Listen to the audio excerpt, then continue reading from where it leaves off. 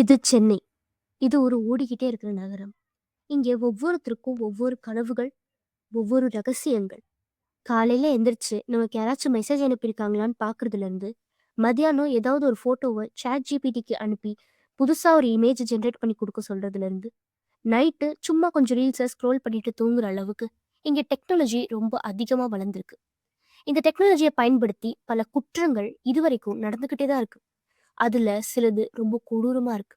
ஒருத்தங்களோட உயிரை எடுக்கிற அளவுக்கு. அந்த மாதிரி ஒரு கொடூரமான குற்றத்த பத்தி தான் இன்னைக்கு பார்க்க போறோம். ட்ரேஸ்.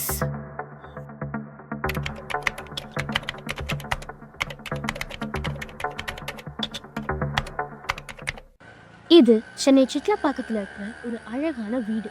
இந்த வீட்ல அரவிந்த் தன்னோட குடும்பத்தோட சந்தோஷமா இருக்கிறாரு. அவருக்கு ஒரு அம்மா, அப்புறம் ஒரு தங்கச்சி இருக்காங்க. அவங்களோட அப்பாவ அவங்க ரொம்ப வருஷத்துக்கு முன்னாடியே ஒரு பெரிய நோயால இழந்துட்டாங்க. அதுக்கப்புறம் சின்ன வயசுல இருந்தே அரவிந்துக்கு போலீஸ் டிபார்ட்மெண்ட்ல வேலை செய்யணும்னு ஆசை. அதனால தான் அவர் ரொம்ப கஷ்டப்பட்டு படிச்சு ஒரு சைபர் கிரைம் டிபார்ட்மெண்ட்ல சைபர் கிரைம் இன்வெஸ்டிகேட்டரா சேர்ந்தாரு. அன்னைக்கு அவர் ரொம்ப சந்தோஷமா இருந்தார். ஏன்னா அவருக்கு ஆனுவல் சென்னை சைபர் கிரைம் அவார்ட்ஸ்ல பெஸ்ட் இன்வெஸ்டிகேட்டர் அப்படின்னு அவார்ட் கொடுக்க இருந்தாங்க. அது ஒரு ரொம்ப பெரிய அவார்ட். நிறைய கேசஸை மேக்சிமமா யார் நல்லா பண்றாங்களோ அவங்களுக்கு அந்த அவார்டை கொடுப்பாங்க. அந்த அவார்டை வாங்குறதுல அவங்க ஃபேமிலி ஃபுல்லாவே சந்தோஷமா இருந்தாங்க. அவரு அன்னைக்கு சீக்கிரமாவே வேலைக்கு போயிட்டாரு. ஸ்டேஜ்ல நிறைய லைட்ஸை டெக்கரேட் பண்ணி நிறைய பேரோட வாழ்த்துக்கள்ல அவரை அந்த ஸ்டேஜ்குள்ள என்ட்ரி கொடுத்தாங்க. நிறைய பேர் அவரை சந்தோஷமா சியர் பண்ணி அவருக்கு கங்க்ராச்சுலேஷன்ஸ் சொன்னாங்க. அவருக்கு அவார்ட் கொடுக்க டிஜிபி வந்திருந்தாரு. கரெக்டா டிஜிபி அவரை கூப்பிட்டு அவார்ட் கொடுக்குற நேரத்துல எல்லா ஆடியன்ஸோட ஃபோன்லயும் ஒரு பீப் சவுண்ட் கேட்டு ஒரு சைரன் ஒலிக்க ஆரம்பிக்குது. எல்லாரும் அந்த ஃபோனை எடுத்து என்னதான் ஆச்சோ, ஏதாச்சும் ஒரு எமர்ஜென்சி அலர்ட்டா இருக்குமோ அப்படின்னு நினைச்சு எல்லாரும் அந்த ஃபோனை உற்று நோக்கி பார்க்க ஆரம்பிச்சிட்டாங்க. ஏதோ ஒரு விஷயம் தப்பா நடக்குது அப்படின்னு அரவிந்த் அந்த நேரத்துல சென்ஸ் பண்ணிக்கிறாரு. அப்புறம் எல்லா மக்களையும் சுத்தி முத்தி பார்க்க ஆரம்பிக்கிறாரு. திடீர்னு எல்லாரோட மொபைல்ஸ்லயும் கிரிட்டிக்கல் செக்யூரிட்டி பிரீச் அப்படின்னு அலர்ட் பண்ண ஆரம்பிக்குது. அப்படியே ஏதோ ஒரு நபர் எல்லாரோட மொபைல்ஸையும் அன்ஆத்தரைஸ்டா ஹேக் பண்ணிட்டாருன்னு காட்ட ஆரம்பிக்குது. அது மட்டும் இல்லாம அந்த நபர் ஒரு மாஸ்க அணிஞ்சுக்கிட்டு எல்லாரையும் பார்த்து சிரிக்க ஆரம்பிக்கிறாரு. திடீர்னு அவரோட கேமரா திருப்பப்படுது. அந்த கேமராக்கு பின்னாடி ஒரு நபர் ஒருத்தர் மூச்சு திணறிக்கிட்டு உட்கார்ந்துட்டு இருக்கிறாரு. எல்லாரையும் பார்த்து என்னை காப்பாத்துங்க காப்பாத்துங்கன்னு கத்துறாரு. அது மட்டும் இல்லாம அவர் ஒரு ரூம்ல ஒரு ஆக்சிஜன் பாடுக்குள்ள போட்டு அவரோட ஆக்சிஜனை கொஞ்சம் கொஞ்சமா கம்மி பண்ணி விடுறாங்க. இத பார்த்த உடனே எல்லா கிரைம் பிரான்ச் ஆபீசர்ஸ்க்கும் ரொம்ப பயம் ஏற்படுது. அது மட்டும் இல்லாம இது அந்த அவார்ட் ஷோ நடக்கிற இடத்துல மட்டும் இல்லாம சென்னையில இருக்கிற எல்லா இடத்துலயுமே நடக்குது. எல்லாரோட போனும் இந்த மாதிரி ஹேக் பண்ணப்பட்டு எல்லாரும் அவர் கொஞ்சம் கொஞ்சமா சாவுற அந்த வீடியோவை பார்க்க வேண்டிய நிலைமைக்கு தள்ளப்படுறாங்க. எந்த ஒரு பட்டனை அழுத்தினாலும் என்ன பண்ணாலும் வெளியே வர மாட்டேங்குது. இத்தனைக்கு அந்த போனை நம்ம ஸ்விட்ச் ஆஃப் பண்ணாலும் ஆஃப் ஆக மாட்டேங்குது. ஃபுல்லாவே அந்த போன் ஹேக் பண்ணப்பட்டிருக்கு அந்த அன்ஆத்தரைஸ்டு பர்சனால. இதை பார்த்துக்கிட்டு அரவிந்தால சும்மா இருக்க முடியல. அவர் நம்ம ஏதாவது பண்ணி சென்னையில இருக்கிற மக்களை காப்பாத்தணும்னு சீக்கிரமா அந்த அவார்ட் ஷோ விட்டு ஓடி போறாரு. சீக்கிரமா அரவிந்த் ஓடி போய் அவரோட கேபின்ல உட்கார்றாரு. அவரு தன்னால முடிஞ்ச முயற்சியை ட்ரை பண்ணிட்டு இருக்கிறாரு. அது மட்டும் இல்லாம கிரைம் பிரான்ச்ல இருக்கிற எல்லா ஆஃபீஸர்ஸும் அந்த ஆளோட ஐபி அட்ரஸை ட்ராக் பண்ண ட்ரை பண்றாங்க. அதுக்கப்புறம் தான் தெரிய வருது அந்த ஆள் ஃபேக் ஐபி அட்ரஸை வச்சிருக்காரு. ஒரு சில நேரத்துல சுவிட்சர்லாந்து, ஒரு சில நேரத்துல இந்தியாலே இருக்கிற ஏதோ ஒரு இடம், அந்த மாதிரி தப்பு தப்பா காட்ட ஆரம்பிக்குது.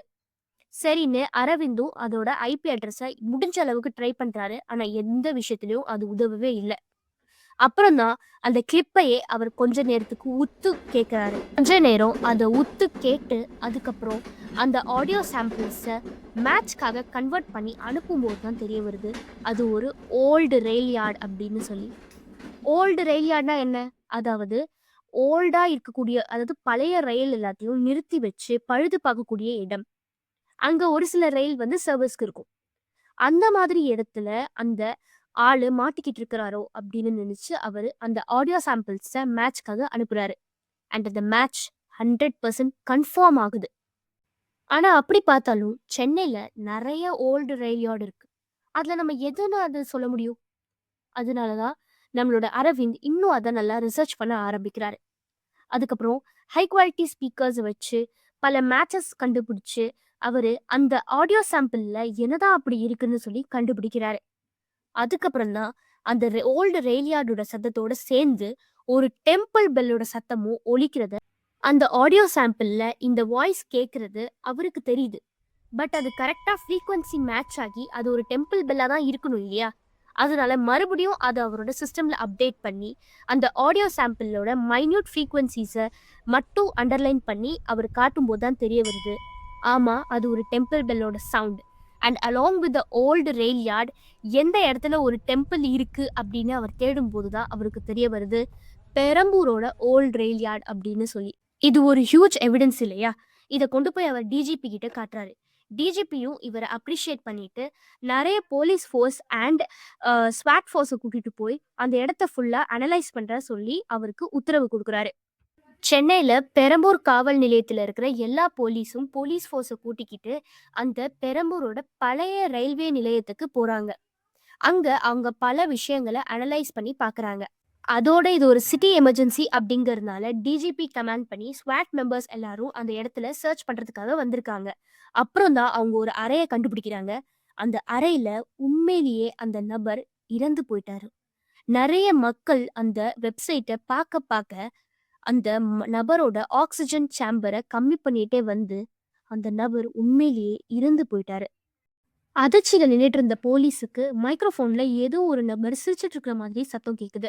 அதுக்கப்புறம் தான் அந்த நபரோட ஆக்சிஜன் சேம்பரில் யாரோ ஒருத்தங்க மைக்ரோஃபோனை அட்டாச் பண்ணியிருக்காங்க. அது அந்த ஹேக்கர் தான். அது மட்டும் இல்லாமல் என்னை கண்டுபிடிக்க ட்ரை பண்ணாதீங்க, நீங்கள் கண்டுபிடிச்சதுனால தான் அந்த நபர் இப்போ இறந்து போனாரு அப்படின்னு சொல்லி அவங்க மேலேயே பழிய தூக்கி போடுற மாதிரி பேசினான். அந்த நபர் அப்பாவியா இறந்து போயிட்டாரே அப்படின்னு விரக்தியில போயிட்டு இருந்த போலீஸோட அரவிந்த் போயிட்டு இருந்தாரு. அப்போ அரவிந்துக்கு ஒரு அன்னோன் நம்பர்ல இருந்து வீடியோ கால் வந்தது. அந்த வீடியோ காலுக்கு மேல ஐ காட் யூ அப்படின்னு எழுதியிருந்தது. அதாவது நான் உன்னை பிடிச்சிட்டேன் அப்படின்னு. அந்த வீடியோ காலை ஆன் பண்ண உடனே நம்ம அரவிந்தோட தங்கச்சி, அண்ணா இங்க யாரோ என்னை பிடிச்சிட்டு இருக்காங்க, என்னை சீக்கிரமா காப்பாத்துங்க, என்னை சீக்கிரமா வந்து காப்பாத்துங்கண்ணா அப்படின்னு சொல்லி கத்த ஆரம்பிக்கிறாங்க. எனக்கு கொன்னுடுவேன்னு மிரட்டுறாங்க அப்படின்னு சொல்லிக்கிட்டு இருக்கும்போதே அந்த வீடியோ கால்ல அந்த கில்லர் பின்னாடி தென்பட ஆரம்பிக்கிறான். அவன் முன்னாடி வந்து இந்த கேம் இப்போதான் ஆரம்பிக்குது அப்படின்னு சொல்றான். உன்னால முடிஞ்சா என்னை கண்டுபிடிச்சு உன் தங்கச்சியை காப்பாத்து அப்படின்னு சொல்லி அவ காலை கட் பண்ணிடுறான். இதுக்கு மேல அரவிந்த் என்ன பண்ண போறாரு, அவர் தங்கச்சியை எப்படி காப்பாத்த போறாரு, சென்னை மக்களை எப்படி காப்பாத்த போறாரு அப்படிங்கிறது நெக்ஸ்ட் எபிசோட்ல பார்க்கலாம். It's just the episode 1 of Trace.